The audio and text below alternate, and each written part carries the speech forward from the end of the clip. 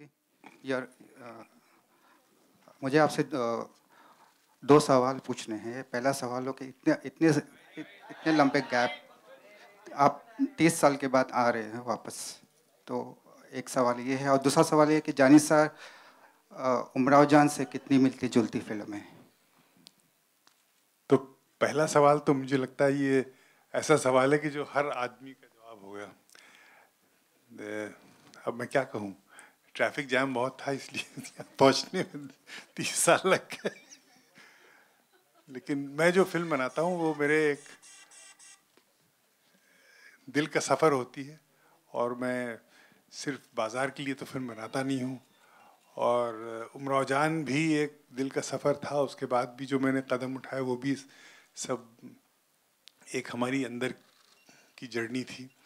और मैं अपनी ज़मीन से जुड़ा हुआ हूँ, हालांकि मेरा पूरा दृष्टिकोण अंतर्राष्ट्रीय है, लेकिन हमारी जो ज़मीन है, मेरे ख्याल में हर आर्टिस्ट को अपनी ज़मीन से जुड़ा रहना चाहिए। तो मैं सोचता रहा कि कौन सी ऐसी बातें हैं जो दुनिया को हम बता सकते हैं अपनी सरजमीन के बारे में।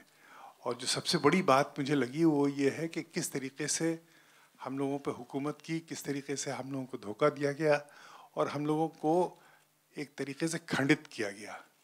तो ये वो कुर्बानियाँ हैं जो 1857 में हमने दी थी, जिनका इतिहास दबा दिया गया, जला दिया गया। तो वो जो गुमनाम शहीद हैं आज़ादी के, उनकी बात है ये, उनकी कहानी है, उनका संघर्ष है, उनकी जानेसारी है। और अब इसके बाद तो कुछ कहना मुश्किल है कि इसमें उमराव जान में इसमें क्या मतलब सिमिलैरिटी है और क्या फ़र्क है। उमराव जान अपने वक्त की कहानी है, वो एक अजीब अलग तरह का एक इमोशनल डॉक्यूमेंट था।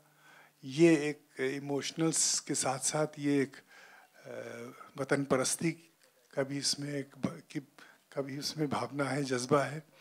तो यही फ़र्क है कि वो सिर्फ एक इमोशनल डॉक्यूमेंट था, एक बच्ची की बेबसी की कहानी थी, वो बहुत मुश्किल है उसको दोहराना।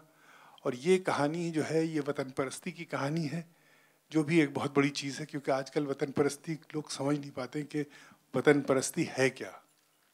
वतन परस्ती मैं समझता हूँ सबसे बड़ी चीज़ ये है कि एक दूसरे के बीच एक मोहब्बत रहना, यही सबसे बड़ी वतन परस्ती। अगर एक मुल्क ऐसा है जहाँ लोग एक दूसरे को हेट करते हैं तो वो वतन नहीं है। तो ये वो वतन है जिसको अंग्रेज़ों ने हमारे जहन में एक जहर डाला।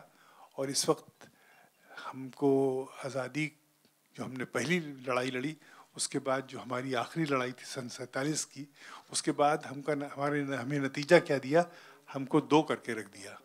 एक बैठा है उस पार, एक बैठे हैं इस पार। तो ये वो कहानी है। अच्छा मुजफ्फर सर, जी, इसका टाइटल पहले कुछ और था, उसके बारे में बताइए। टाइटल पहले था रक्स, और रक्स का भी मतलब हमने एक नया मतलब सोचा था कि एक रक्स एक जिसे कहना चाहिए कुर्बान होने का जज्बा है, कि जैसे परवाना शमा के चारों तरफ रक्स करके कुर्बान हो जाता है। लेकिन इत्तेफाक से हमसे गलती हो गई कि हमने सिर्फ इसको रजिस्टर कराने में देर कर दी, किसी और ने करा लिया। फिर जानिसार मुझे लगा कि ये वाकई जो